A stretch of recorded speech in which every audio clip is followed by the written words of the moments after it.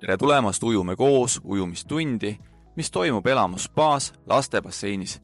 Kindlasti olge kohal 15 minutit enne ujumistunni algust. Mustamäe elamuste keskuse esine parkla on tasuline. Maja küljel asuv parkla on tasuta. Kui registreerite sõiduki numbrimärgi elamusspa vastuvõtus asuvas parkimiskioskis, on teil tasulises parklas 8 tundi tasuta parkimist. Kõikides parkimis puudutavates küsimustes palun pöörduge elamusspa administraatori poole. Foajees ootab teid abitreener, kes võtab lapsed vastu ja viib nad riietusruumi, kus poisid ja tüdrukud riietuvad koos. Lapsevanem aitab oma last riietus- ja duširuumis ise, kui nad hilinevad ujumistundi. Sellisel juhul vastutab lapsevanem ise lapse eest ujula foajees, riietus- ja duširuumis.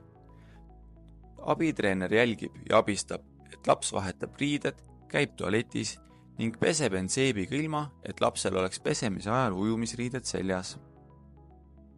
Abitreener ei tegele juuste kuivatamisega peale ujumistundi. Peale pesemist saadab abitreener lapsed lastebasseini juurde, kus neid ootavad treenerid.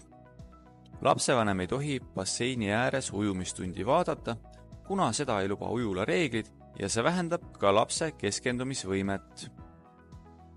Soovime lastele vahvaid ujumistunde. Kohtumiseni!